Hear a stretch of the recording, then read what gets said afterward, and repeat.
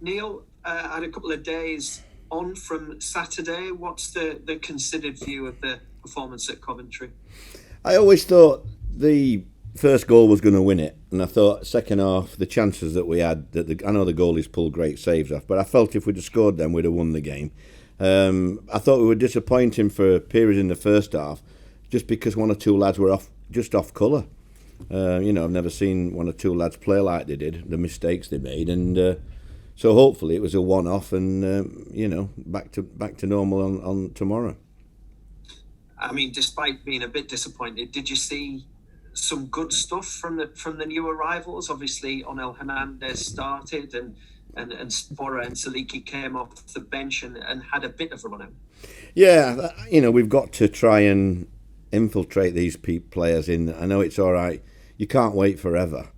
Like I say, I would have probably played Martin on Saturday, and if he was available, I'd probably play him tomorrow. So I won't know till later on this morning, really, about that. But they've got to get up to date, and if they've got to play them, we've got to play them. They'll have to learn by the mistakes. We can't do anything else about it. You could see that James had got a good pass in his eyes. It was just the defensive side, what he's got to learn in the Championship, because it's a really quick and tough league. So he's got to realise that it's not just when we have the ball, but when we haven't got the ball, that he's got to work hard, which has probably not done that in the past. I know you said they've got to get into the swing of things quickly, but I mean, just do you think fans sometimes don't realise how much it takes for somebody to bed in at a new club? Or I think fans just expect if you buy somebody that's this, that, or the other, then you expect them to be that deal from the first minute, don't you? That's what we are as fans, and that's not going to change. But I think if we put them in when they're not ready, it's more dangerous, really, long term, than it is biting your tongue and going with what you think at the time. It's a bit of a cliche, isn't it? But at least having a game on Wednesday, or midweek game as it is, it's a chance to put that to bed and forget about it quickly. Yeah, I mean, it's there were disappointments, but they haven't disappointed me much since I've been here, and I don't think it was lack of effort or anything like that. I just think it was they made the wrong decision so many times.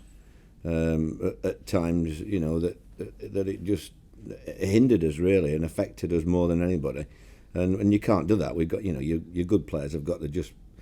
I think what happens with good players is if they're not having a good game, they tend to try to, next time I get it, I'm going to try and do something to, instead of next time they get it, just playing it simple and getting it back to some sort of steady, consistent type, and before you know where you are, you've gone from bad to worse. So, I've had a chat with two or three of them yesterday, and just to tell them, what I think, and how, if that happens again, how they've got to get out of it, really. Is it important as well to remember that it's still early days? I mean, you would want to be up there, wouldn't you? But I mean, 6 games of the season gone. There's so much left to come, isn't there? Yeah. Once again, we've had. I didn't think we were helped with Paddy missing out late on, having worked with him during the week. I'm very disappointed.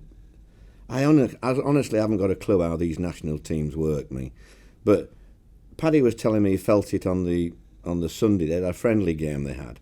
Then he tells me it was the worst plastic pitch he's ever seen that he played on for 95 minutes.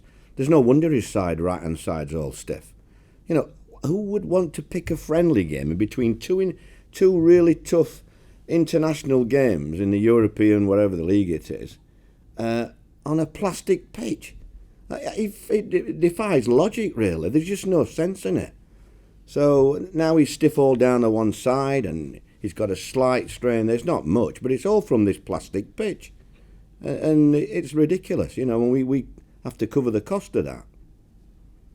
Do you think he'll be ready for tomorrow, or is he I doubt it. Ruled out? No, I doubt it very much so. I mean, he's going to do a little bit today, but I don't think, he has got a slight strain on the inside of his bottom of his hamstring, not his main one. But the physio said it all comes from this all the way down his side. His back's out and everything. 95 minutes on a plastic pitch with lads that aren't used to it. It's easy as, it's all right me talking, but I'd like to see most people do that, especially on the old QPR and Oldham pitches, what I were brought up with. It used to bounce over the house. And Paddy says this was just as bad as those.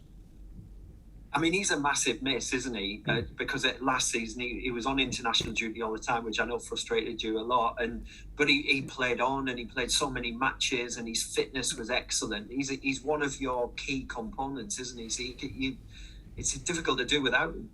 Yeah, it is. I mean, you hope that you get lucky and your main players are injury free for most of the season, really. And I think Bowler was the same situation. I'm hoping they're both going to be on the grass today. I don't know the situation, but we haven't really got a natural replacement for Bowles as well. So it is a difficult time, but we just got to make sure that everybody that plays competes and gives us our best opportunity, really. Other clubs will have problems as well. So it's just disappointing. I'm disappointed that people like Amiobi haven't been available for me. I thought that he would be a really good asset for us in the way we're going to play, and not to have him available at all has been one of the big disappointments this season for me. Just on clubs who are struggling, I mean, Nottingham Forest at bottom, 1 point all season. They got that against Derby in the East Midlands derby, and they're having a terrible. So is it a good time for you to go? Well, he'll probably be thinking the same about us if he watched us on Saturday. I think that they've got a good squad, really. I mean, you look at the squad, and they shouldn't be down there. Chris will know that. Chris will be as disappointed as anybody because he's a conscientious worker.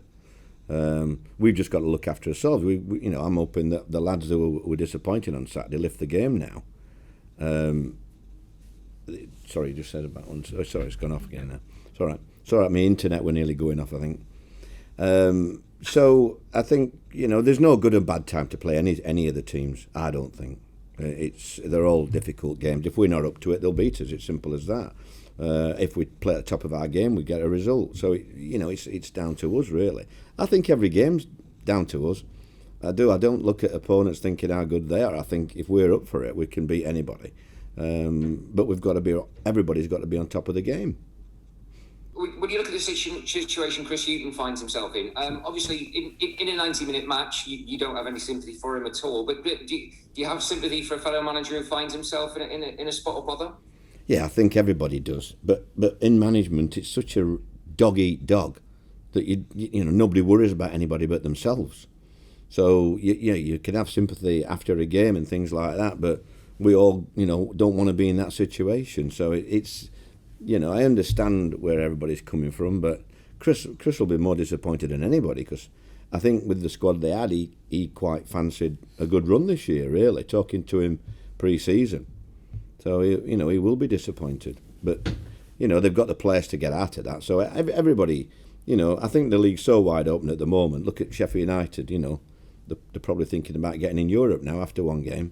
It's just, that's how football is at the minute.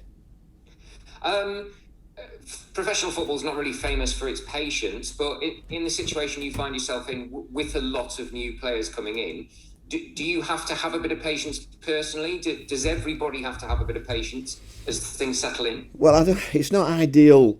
It's not an ideal scenario for me. I thought we would have had a more settled team, if I'm honest.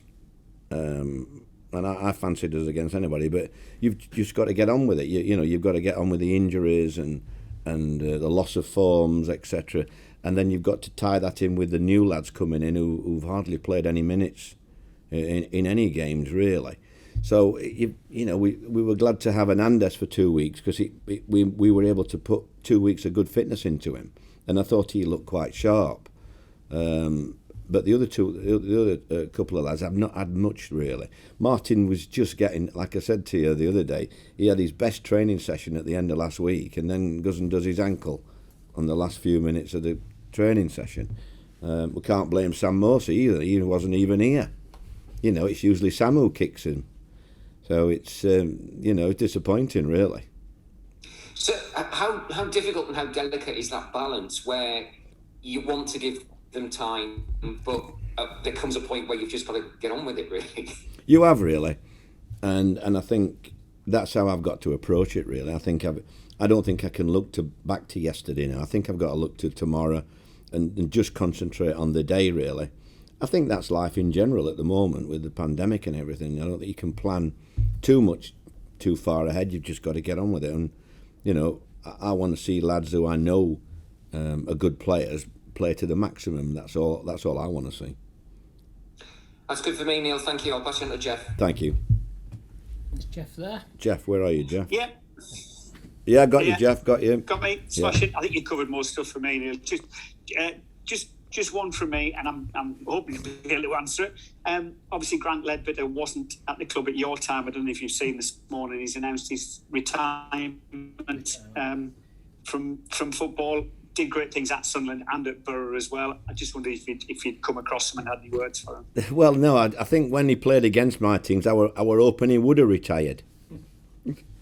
Because he always, you knew what you were getting with Grant. He's a wholehearted player, wasn't he, and gave everything. I don't think he knew how to do anything other than give everything during his game. Manager's dream, I would say, is that type of player. The ones I always talk about, 8 out of 10 every week.